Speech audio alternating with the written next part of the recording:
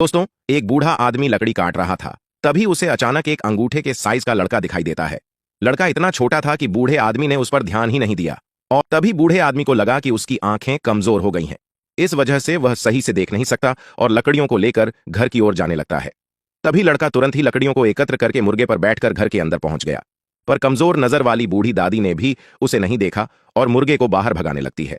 जब दोनों खाना खाने के लिए टेबल पर बैठे तो वहीं कप के ऊपर बैठा लड़का बूढ़े दादा दादी को नमस्कार करता है और तेज आवाज में बोला, वह उनका बेटा है। तभी बूढ़े दादा दादी बहुत खुश हुए। लेकिन लड़का तो केवल अंगूठे जितना बड़ा था, लेकिन उनकी कोई संतान ना होने के कारण उनको यह भगवान का दिया एक अनोखा तोहफा लग रहा था। लड़के के घर में आ जाने से इस दुखी परिवार में खुशियों का माहौल छा गया। लेकिन दादाजी का कपड़ा फटा हुआ था। तभी दादी ने सिलने के लिए सुई उठाई। उसमें धागा डालने की कोशिश कर रही थी, लेकिन नहीं डाल पाई। तभी छोटी लड़के ने अपने बराबर की सुई उठाई और उसमें एक ही बार में धागा डाल दिया।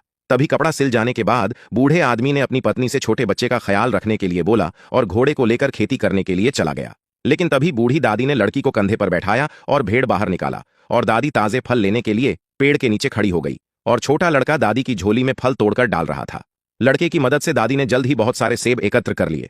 दादी सेब रखने के लिए घर में चली गई। जैसे ही लोमड़ी और भेड़िया हमला करने के लिए भेड़ की तरफ बढ़े तो पेड़ पर बैठे लड़के ने देख लिया, जिससे लोमड़ी और भेड़िए के ऊपर सेब फेंक के मारने लगता है, पर उनका कोई असर नहीं होता। तभी छोटा लड़का लोमड़ी के ऊपर कूद गया और शेर की आवाज निकालने लगता है और वह डर कर भागने लगते हैं। शोर को सुनकर दादी ने बाहर आकर देखा तो बच्चा कहीं दिखाई नहीं दिया, जिससे दादी जोर जोर से रोने लगती है। पर इधर लोमड़ी के पीठ पर बैठा लड़का एक मोड़ पर आकर गिर जाता है। लेकिन वहीं पास के खेत में बूढ़ा आदमी हल चला रहा था। तभी लड़का खोजते हुए वहां पहुंच गया।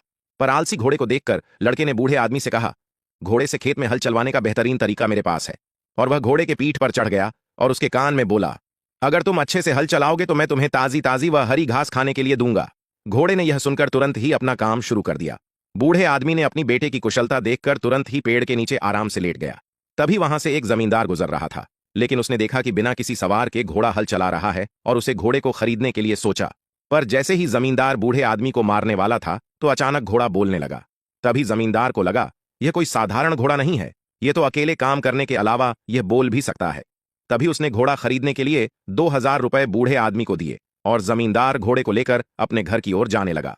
तभी घोड़े पर बैठे लड़के ने कहा, वह मैं बहुत होशियार घोड़ा हूं, मैं किसी की गाड़ी नहीं खींच सकता।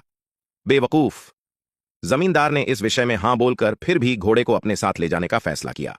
लड़की की इस चाल से घोड़े का जीवन भी बेहतर हुआ और बूढ़े आदमी की समस्याओं का भी समाधान हो गया। पर रात हो गई और बूढ़े दादा दादी का बेटा घर नहीं लौटा, जिससे बूढ़ा आदमी बहुत पछताने लगा कि उसे वह घोड़ा नहीं बेचना चाहिए था। देर रात तक जब बेटा घर नहीं लौटा तो उन्होंने खाना खाने का निश्चय किया। जैसे ही वह खाना खाने के लिए बैठे तो खिड़की से मम्मी पापा कहने की आवाज सुनाई दी।